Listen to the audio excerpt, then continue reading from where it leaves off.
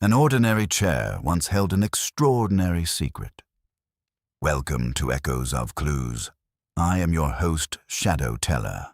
Drop a comment with where you're listening from. I value every one of you. Let's start. It was the sort of place where roses climbed obediently over brick walls, where the vicar's sermons were discussed as eagerly as the weather, and where scandal, if it appeared at all, arrived in whispers rather than shouts. Nothing truly dreadful had happened there in years. Until the garden party. It was Mrs. Abernathy's idea, of course. As the wealthiest resident of Rosebank House and a woman of commanding enthusiasms, she felt it her duty to host a midsummer gathering each year. Invitations had been sent on cream cardstock. The strawberries were perfectly ripe, and the village string quartet had been persuaded, some said coerced, into rehearsing all week. Miss Marple sat near the hydrangeas, knitting in the shade of a pale blue parasol. She wore a soft lavender dress and a hat adorned with modest silk flowers. To the casual observer, she appeared comfortably removed from the bustle of the afternoon. In reality, she observed everything. The arrangement of chairs on the lawn had been Mrs. Abernathy's particular obsession. She had insisted upon bringing out an old wicker armchair from the drawing-room, an antique, she claimed, once belonging to her late husband. It had been placed slightly apart from the others, beneath the ancient yew tree. "It's my lucky chair," Mrs. Abernathy had declared with a laugh that suggested she half believed it. "All important guests must sit in it." And so they did, and one after another, laughing, sipping lemonade, posing for photographs taken by Mr. Julian Harcourt, who was not strictly speaking a professional photographer, but behaved as though he might be discovered at any moment. Miss Marple noticed that when Mrs. Abernathy herself sat in the wicker chair, her expression altered, very slightly. A tension in the shoulders, a certain stillness. Curious, Miss Marple thought. The guests were a pleasing mixture of old village stalwarts and newer arrivals. Colonel Finch, retired and perpetually affronted by modernity, discussed lawn maintenance with theatrical gravity. Dr. Elmsley, brisk and confident, moved from group to group with the air of a man indispensable to any gathering. Young Clara Winslow laughed too loudly at Mr. Harcourt's jokes. And then there was Mr. Benedict Vale. Now, he had arrived in Stonybrook Parva only 3 months prior, purchasing the old Willowmere cottage at a price that made many eyebrows rise. Tall, composed, with silver at his temples and a smile that never quite reached his eyes, Mr. Vale had made a point of being agreeable without being intimate. Miss Marple had encountered his type before. "Such a charming event," he remarked now, accepting a glass of punch from Mrs. Abernathy. "You must be very proud." "My dear Mr. Vale," Mrs. Abernathy replied, settling once more into the wicker chair. "Pride is all one has at my age." Her tone was light, but Miss Marple's knitting needles paused ever so slightly. Pride, and perhaps something else.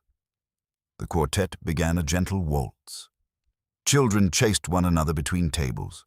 The afternoon sun cast long, indulgent shadows across the lawn. And then Mrs. Abernathy screamed. It was not the sort of scream one forgets. It was sharp and cut short, like fabric tearing. The wicker chair tipped backward. Teacups shattered. Someone gasped. The music faltered into discord. By the time Colonel Finch and Dr. Elmsley reached her, Mrs. Abernathy lay twisted against the grass, the overturned chair beside her. Her eyes were open, but already unseeing. A thin silver letter opener protruded from her chest. For several seconds, no one moved. The string quartet fell silent altogether. Dr. Elmsley knelt, his face grim and professional. He pressed his fingers to her wrist, then withdrew them slowly. "I'm afraid," he said, voice tight, "she is dead." The words drifted over the lawn like an unwelcome fog. Clara Winslow began to cry. Colonel Finch muttered something about calling the police. Mr. and Harcourt's camera hung forgotten at his side. And Mr. Benedict Vale?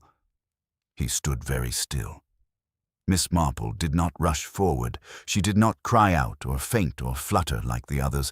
Instead, she set her knitting carefully into her reticule and rose with measured deliberation. Her eyes moved not to the body, but to the chair.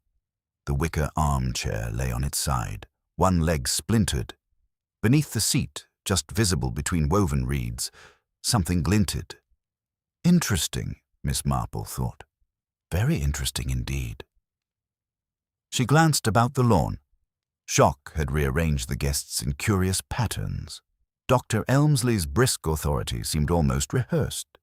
Colonel Finch looked more outraged than grief-stricken. Clara clung to Mr. Harcourt with desperate intensity, and Mr. Vale had taken 2 unconscious steps backward, away from the chair. A small thing, perhaps. But small things, Miss Marple knew, were rarely insignificant. Within 20 minutes, the police would be summoned from the neighboring town. Statements would be taken. Suspicions would bloom like late roses. But already, beneath the yew tree, the chair seemed to hold its silence, and Miss Marple, smoothing her gloves with delicate fingers, wondered why a woman would insist on sitting in the same chair every year, when that chair had clearly been prepared to kill. She tilted her head slightly, as though considering nothing more than the weather. People, she reflected, were very much like furniture. They carried the weight of their history quietly until, under just the right pressure, something gave way. And when it did, the truth had a habit of tumbling out. The garden party was over. The Stony Brook parlour would never be quite the same again.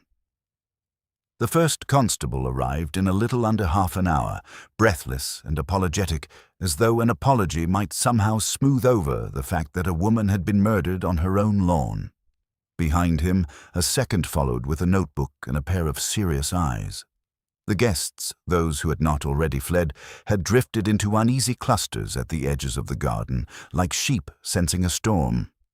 Miss Marple remained near the hydrangeas, slightly apart, her hands folded over her reticule. She looked, as she had looked all afternoon, like a harmless old lady who might be more concerned about someone stepping on the flower beds than anything else. But her gaze never left the overturned chair. Dr. Elmsley had taken charge in the way doctors often did when confronted with chaos. Then he had ordered blankets brought, the children taken inside, and the guests kept together. His voice was steady, even kind, yet Miss Marple noticed how often he looked towards the house, towards the open French doors, before turning away again. Colonel Finch hovered close, his face reddening with each passing minute. "Murder," he said repeatedly, as though naming the thing made it easier to bear. "Outrageous. Un-English. Should never happen in a decent village."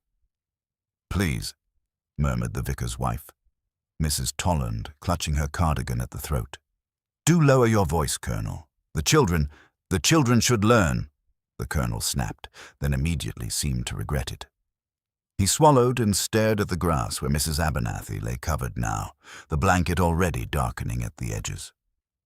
The first policeman, Constable Read, he bent over the body and the chair with careful awkwardness. He had the look of a man wishing fervently for simpler crimes. Bicycles stolen, hens gone missing. "We'll need everyone's names," he said, glancing around as if the crowd might dissolve into the shrubbery. "And no one is to leave until the inspector arrives." "There's no need for drama," Mrs. Tolland said in a tremulous attempt at authority. "We're all respectable people." "Respectable people can still stab," muttered Clara Winslow, and then covered her mouth as if shocked by her own words. Julian Harcourt was pale and sweating despite the mildness of the day. His camera hung against his stomach like a guilty weight. I was taking photographs," he stammered to no one in particular. "Of the party. I can show, if it helps." "It will," Constable Read said quickly, and then looked at his colleague as though hoping the other policeman might know what to do with a camera. The colleague only scribbled in his notebook. Mr. Benedict Vale remained an island of composure. He had moved to the stone path, standing where the lawn met the flower border. His hands were clasped behind his back. He watched the constable's clumsy examination with a detached attentiveness that could have been polite interest, or something colder.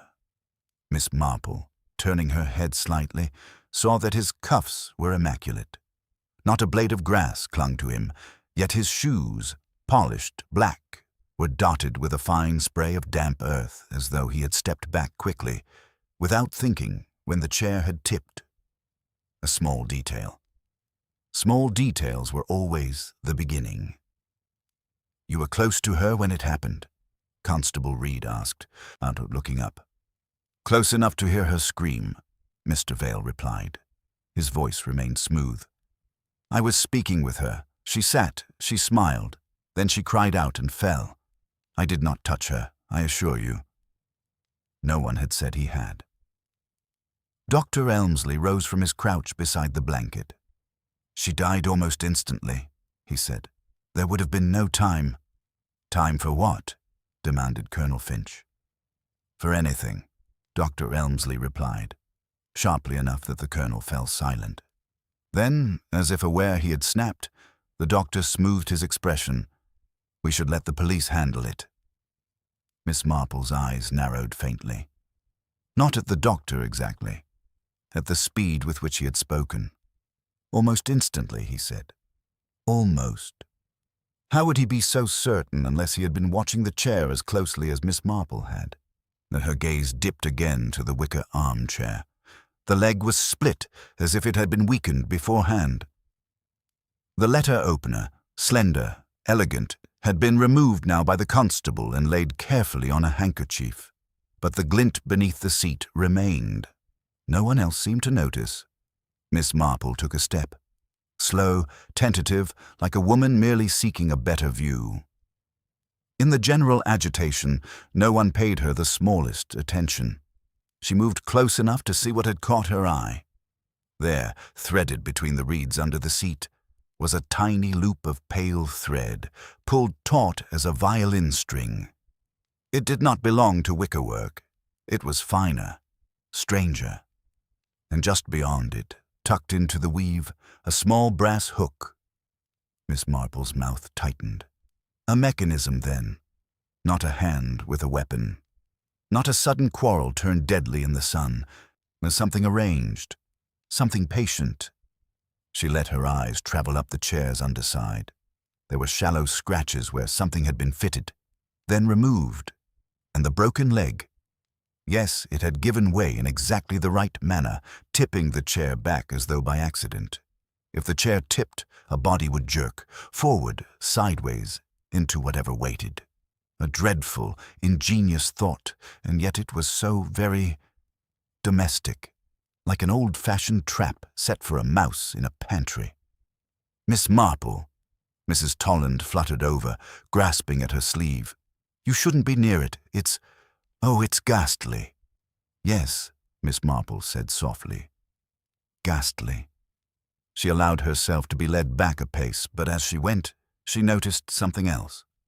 A faint smear along the yew's lowest branch, as though someone's sleeve had brushed wet bark, and on the grass near the chair, barely visible, were two impressions. One deep and square, as if from a sensible man's shoe. The other narrower, a sharper heel. Not everyone had stood still. From the open doors of Rosebank House came the sound of raised voices. Mrs. Abernathy's housekeeper, Mrs. Pritchard, had emerged, her face ashen, her apron twisted in her hands. "Oh, madam," she wailed. "Oh, Mrs. Abernathy, this can't be. She was only in the drawing-room a moment before, telling me to bring out that chair of all things." "Why that chair?" Miss Marple asked gently, as if she were asking about a favorite teacup. Mrs. Pritchard blinked at her. Because it belonged to Mr. Abernathy, didn't it? So she always said it made her feel as though he was watching over her. And did she ever say anything else about it?" Miss Marple's voice remained light. "Any little complaint? A worry? Anything at all?" Mrs. Pritchard's eyes flicked just for a second toward the house. Toward the drawing-room windows, where the curtains had been drawn back. "No," she said too quickly. Nothing, miss. Miss Marple felt, rather than saw, someone watching her. She turned her head slightly and found Dr. Elmsley's gaze resting on her with the faintest edge of curiosity, almost suspicion. He was not the only one. Clara Winslow had stopped crying. Her hands were clenched, white-knuckled, and she stared at Miss Marple as though trying to decide whether this elderly woman had any right to be asking questions at all. Julian Harcourt, trembling, wiped his forehead. It was so sudden, he whispered. One moment she was smiling, next... His voice broke. I took a photograph just before. I'm sure I did. The chair was behind her. You can see it. Miss Marple nodded kindly. Yes, that may be very helpful. Mr. Vale spoke, almost lazily.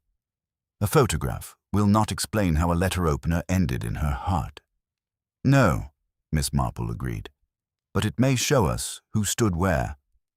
Constable Reed returned, frowning down at his notes. We'll want everyone's movements, he said.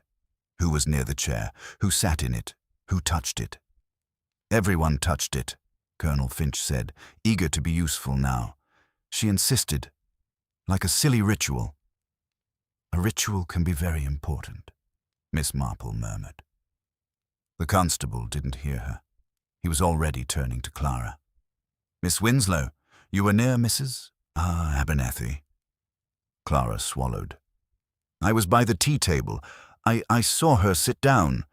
Mr. Vale was with her. Dr. Elmsley was nearby.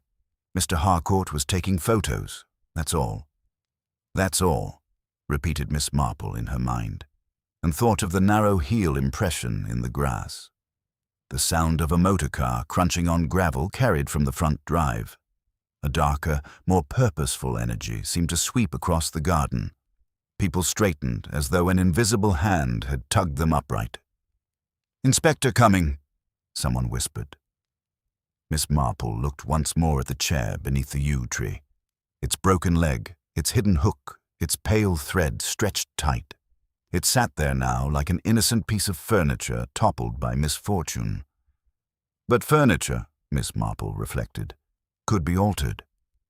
It could be made to betray, and whoever had done so had counted on one thing above all, that the village would assume the murder was a sudden act of passion, not a secret that had been sitting quietly in plain sight, waiting in wicker and thread for the right person to take her seat. Inspector Grayson stepped onto the lawn with the quiet authority of a man accustomed to unwelcome scenes. He was tall, spare, and carried his hat tucked neatly beneath his arm. His eyes, sharp and unhurried, took in the blanket-covered body, the overturned wicker chair, the semicircle of anxious faces. Inspector, Constable Reed began, relief evident in his voice. Victim is Mrs. Abernethy. Stab wound to the chest, weapon recovered, a letter opener, and appears to have occurred when the chair tipped backward. Inspector Grayson gave a short nod and crouched beside the chair rather than the body. That, Miss Marple noted with approval, was promising. He ran his fingers lightly along the broken leg.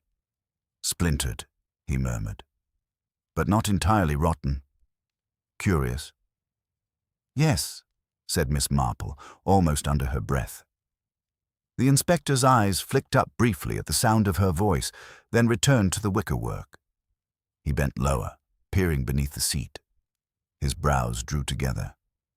Well now, he said softly. He reached beneath and extracted the pale thread Miss Marple had seen. It snapped under the slight tension. Attached to it, hidden in the weave, was the small brass hook. Constable Reed leaned closer. What is it, sir? A contrivance, Inspector Grayson replied. Someone has fastened this to the inner frame, and if I'm not mistaken... He shifted the chair slightly, revealing a narrow slit in the underside where something thin might once have rested. The letter opener could have been secured here. Point upward. A hush fell over the garden. So when the chair tipped, Clara whispered, her voice hoarse, she would have... Yes, the inspector said. she would have fallen directly onto it. Dr. Elmsley drew in a sharp breath. You mean to say this was arranged, that the weapon was fixed there in advance? It would appear so. Colonel Finch's indignation returned at once. Preposterous! Who would tamper with a lady's chair in her own garden? Inspector Grayson stood slowly. That, Colonel, is precisely what I intend to discover. Miss Marple's knitting needles would have clicked approvingly, and had she brought them back out. The inspector had understood immediately what others might have dismissed. This was not a spontaneous stabbing. It was design. It required time, access, and knowledge of Mrs. Abernathy's habits. Constable, the inspector continued, no one leaves. I'll take statements here first. We shall proceed in order. He gestured toward the house. I should also like to see the drawing room. I'm told the chair was brought from there. Mrs. Pritchard wrung her hands. Yes, Inspector. She asked for it just before the party reached its height. Said it would make a nice centerpiece. Did she request it specifically today? He asked. Oh, yes, sir. Every year she does. Always that chair. Miss Marple observed the smallest tightening at the corner of Mr. Vale's mouth. Routine, predictability, a ritual repeated annually. And how convenient for anyone wishing to plan. Inspector Grayson began with Mr. Vale. You were speaking with Mrs. Abernathy when she sat? I was, Mr. Vale replied calmly. We discussed her late husband. She seemed reflective. Did you notice anything unusual about the chair? Nothing whatsoever. You did not examine it? Touch it? I may have steadied it as she lowered herself, he said after a fractional pause. A gentlemanly instinct. Miss Marple's eyes sharpened. The pause had been slight, but it had existed. And then, the inspector prompted. She smiled. Then the chair went backward. I stepped away at once. It happened too quickly to intervene. Stepped away, repeated the inspector thoughtfully. Toward which direction? Mr. Vale indicated the stone path, precisely where Miss Marple had seen him standing afterward. Inspector Grayson's gaze dropped to the lawn. Your shoes, Mr. Vale. You appear to have damp earth upon them. Mr. Vale glanced down, almost amused. It is a garden, Inspector. Indeed. The inspector moved on to Dr. Elmsley. You declared death almost immediately, he said. You are certain? As certain as one can be without an examination, the doctor replied, stiffening slightly. The wound was deep. The angle... The angle? The inspector pressed. Dr. Elmsley hesitated. It struck upward with considerable force. Force generated by a fall, the inspector said mildly. Yes, of course. Miss Marple noticed a faint sheen of perspiration at the doctor's temples, though the afternoon had cooled. Clara Winslow's statement came next. She twisted her hands together as she spoke. I was at the tea table. I saw her laugh. Then she fell. I thought she had fainted. I didn't see anyone near the chair except Mr. Vale. And before she sat? The inspector asked. Clara blinked. Before? As she walked from the house, Dr. Elmsley was near the doors. Mr. Harcourt was adjusting his camera. Colonel Finch was by the punch bowl. Did anyone approach the chair beforehand? No, she said quickly, then faltered. I don't think so. You don't think so, the inspector repeated. Julian Harcourt, pale as parchment, produced his camera with trembling hands. The photographs, he said. I can develop them at once. There's a dark room in the pantry. Mrs. Abernathy allowed me to use it. Inspector Grayson nodded. Do so, carefully. As Harcourt hurried inside, Miss Marple allowed her gaze to drift once more over the lawn, and the impressions in the grass near the chair had not escaped the inspector's attention. She saw him glance at them now, thoughtful. 2 sets of prints, one square, one narrow. Mr. Vale's shoes were square-toed. Clara's heels were narrow, but so were Mrs. Pritchard's and Mrs. Tollan's and any number of ladies present. Miss Marple felt the familiar stirring of patterns forming, not yet complete. The mechanism required preparation. It required the letter opener, an object likely taken from the drawing room. It required privacy enough to secure hook and thread beneath the seat, and it required certainty that Mrs. Abernathy herself would sit there. Not a guest. Not by chance. Her gaze shifted toward the house windows. Heavy curtains framed the glass. From within, one might watch the lawn without being observed. No, Inspector Grayson turned back to the group. Who had access to the drawing room before the party? Everyone, Colonel Finch scoffed. Doors open all day. Not everyone would tamper with furniture, the inspector replied evenly. Miss Marple's soft voice entered the pause. Inspector, may I ask, was the letter opener recognized? He looked at her properly for the first time. Recognized? Yes. Did it belong to Mrs. Abernathy? Mrs. Pritchard answered, her voice shaking. It was hers, sir. Silver, a gift from her husband. How long has it rested in the drawing room?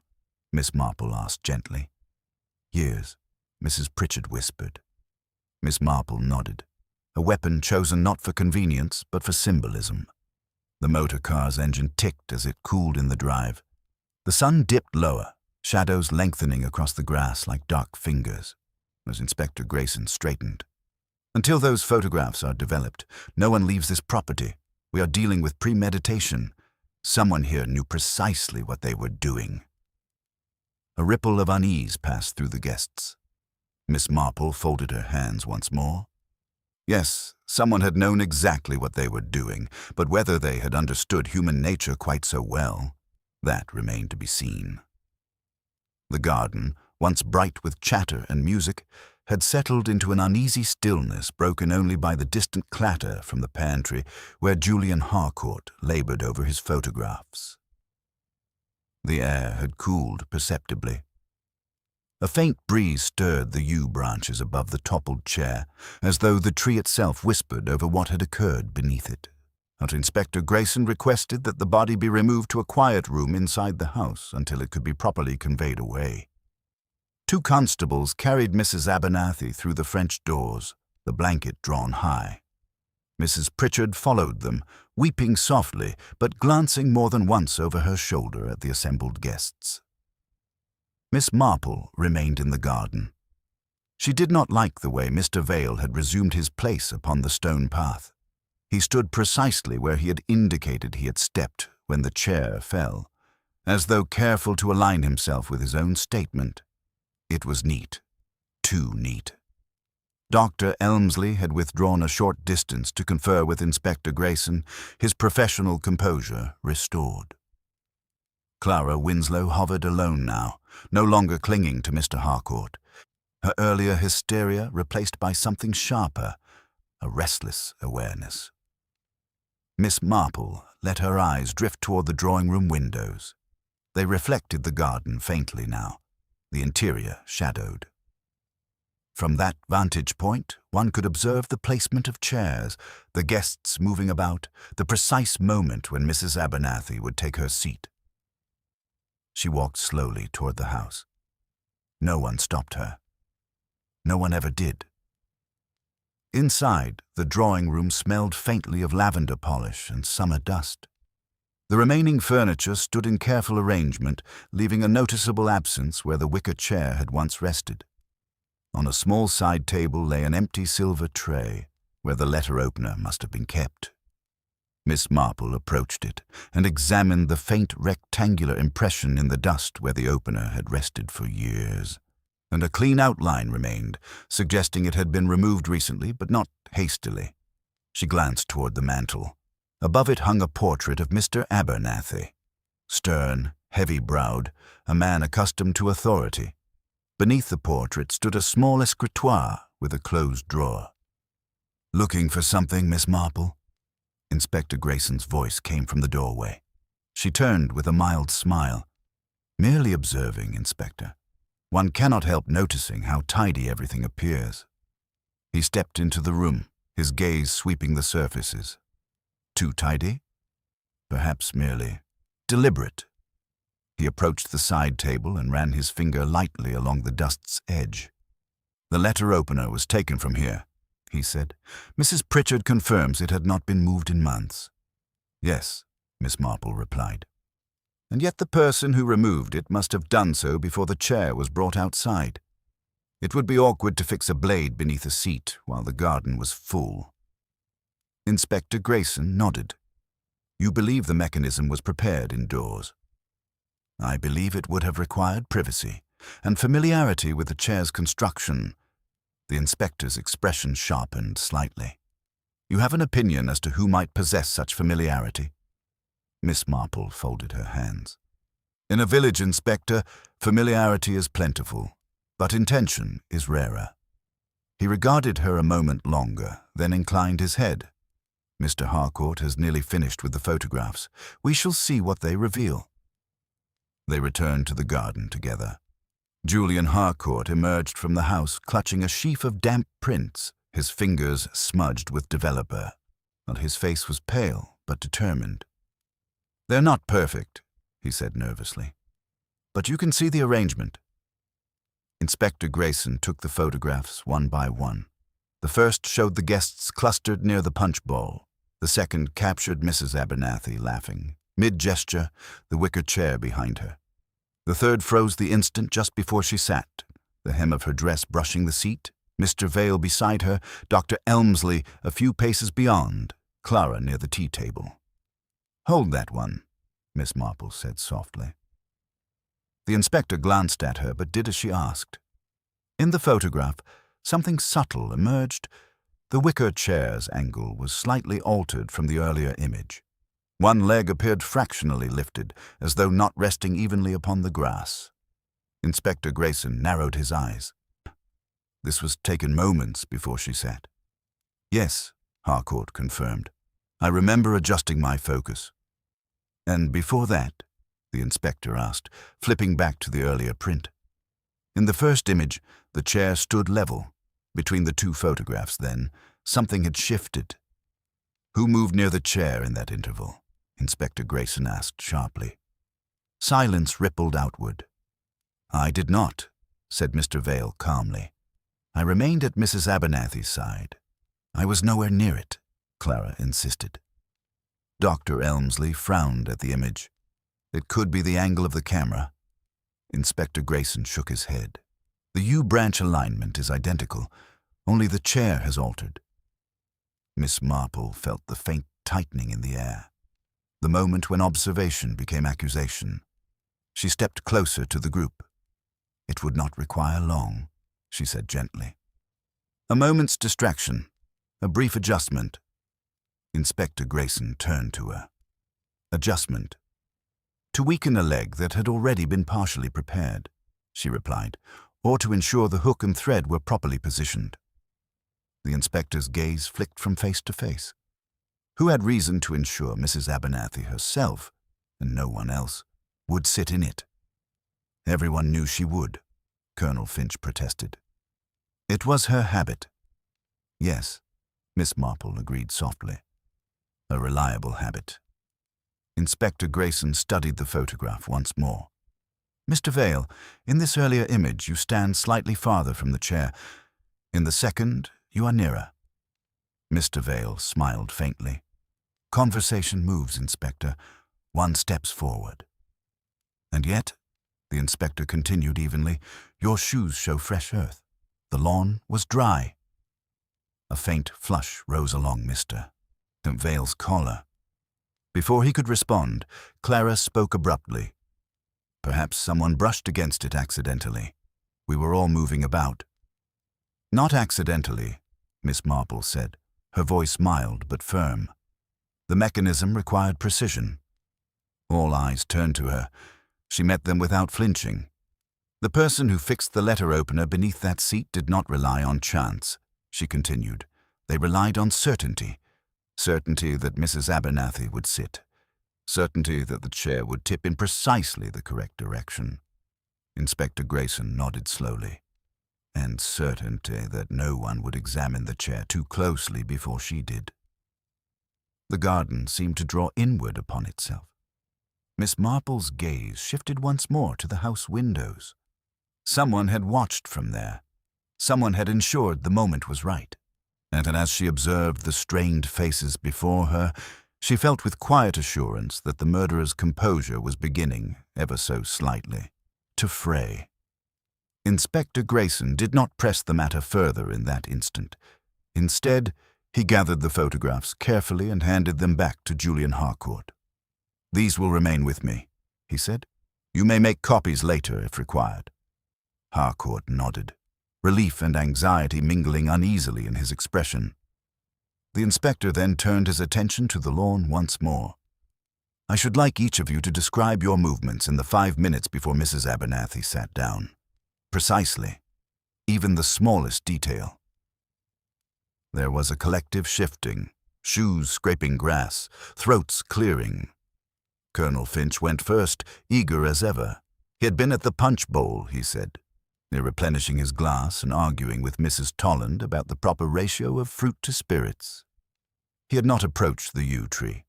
Several guests confirmed as much.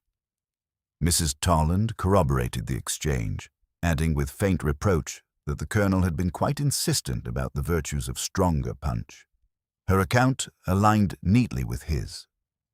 Clara Winslow claimed she had been arranging the tea table. "The napkins kept slipping," she said quickly. "I remember bending to pick one up." "Did you pass near the chair at any point?" Inspector Grayson asked. "No." Her answer was immediate.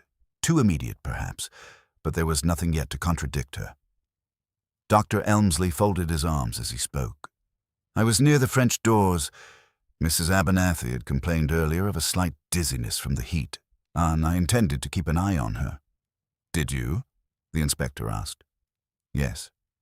"And did you see anyone approach the chair before she sat?" The doctor hesitated just long enough to be noticed. "No." Miss Marple watched him with interest. A physician's instinct was to observe, to assess. Yet, at the critical moment, he claimed blindness. Mr. Vale remained composed as he described his movements. "I was speaking with Mrs. Abernathy about her late husband's portrait. She seemed sentimental. When she decided to sit, I walked beside her. Nothing more." "Did you touch the chair before she did?" the inspector asked again. "I may have steadied it," he repeated, that fractional pause returning. "And yet," the inspector said evenly, "the photograph suggests the chair's angle changed in the seconds before she sat." Mr. Vale allowed a faint smile. "Photographs can be deceptive." "Yes," Miss Marple murmured, "but habits rarely are." Her comment was soft, almost absent-minded, but it drew the inspector's attention. "Habits?" he prompted. Miss Marple tilted her head. Mrs. Abernathy's insistence upon that chair, it was well known. It must have been well known for years. Mrs. Pritchard, who had returned to stand near the doorway, nodded miserably. Every summer, she would say it made her feel secure. "Secure," Miss Marple repeated thoughtfully.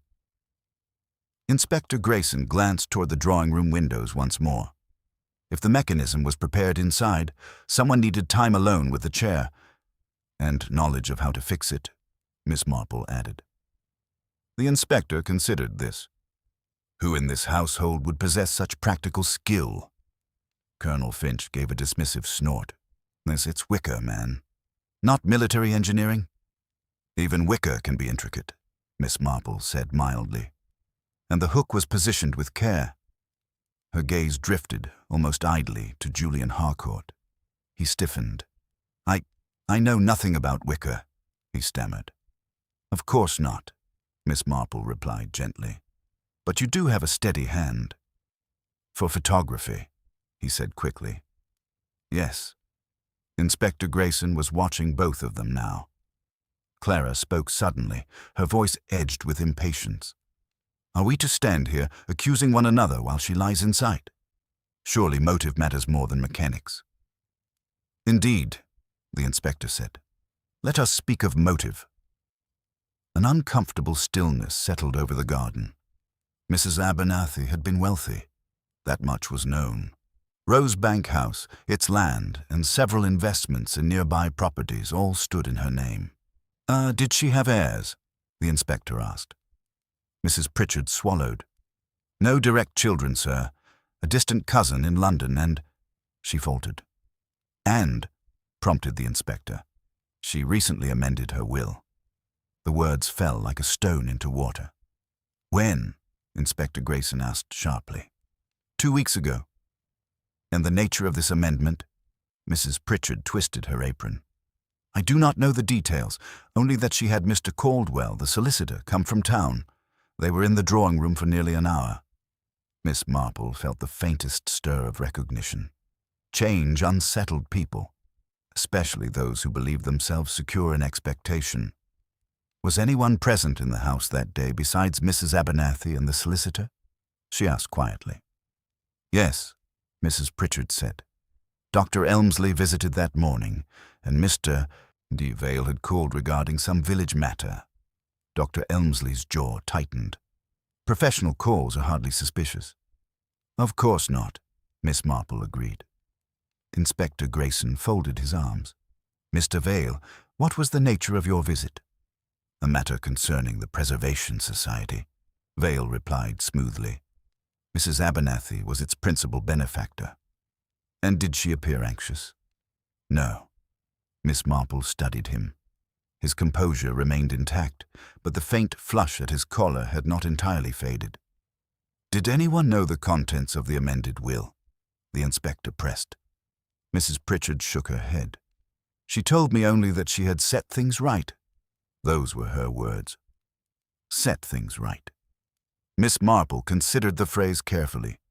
A change in inheritance, a predictable habit, a chair that symbolized the past, the mechanism concealed beneath it. If Mrs. Abernathy had altered her will in a way that disappointed expectation, the person affected would have reason not merely for resentment, but urgency. Inspector Grayson straightened. "Until we speak with Mr. Caldwell and review the will, we proceed on the assumption that financial motive is plausible." He turned to the constables. "Search the drawing room thoroughly, and the pantry. Any tools, threads, or objects that may correspond to this hook." As the constables moved inside, a faint tremor seemed to pass through Clara Winslow.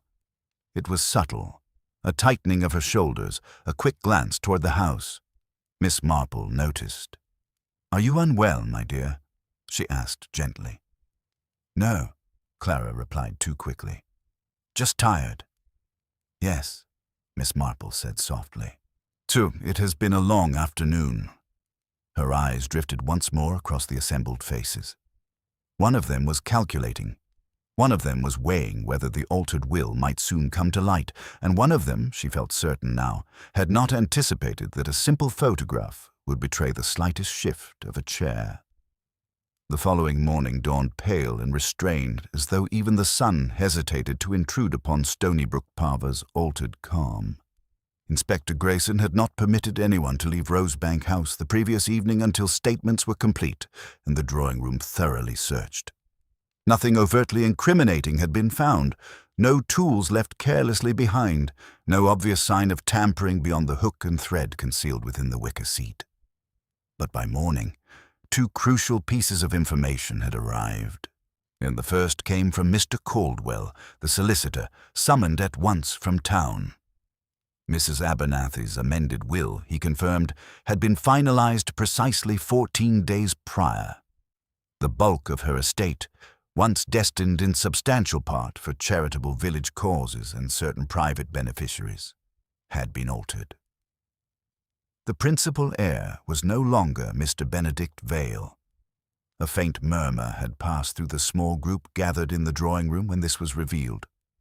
Instead, Mrs. Abernathy had left the majority of her estate to Clara Winslow. The second revelation was quieter, but no less significant. One of the constables had discovered, tucked neatly into a drawer of the escritoire beneath the late Mr. Abernathy's portrait, a small box of fine brass fittings, hooks identical to the one found in the chair. The box bore the mark of a local ironmonger, and the ironmonger, when discreetly questioned at dawn, recalled selling a packet of such hooks the previous week to Dr. Elmsley. Now they were assembled once more in the drawing-room. Inspector Grayson, the principal guests of the garden party, and Miss Marple seated delicately near the window, her knitting restored to her hands as though nothing extraordinary were occurring.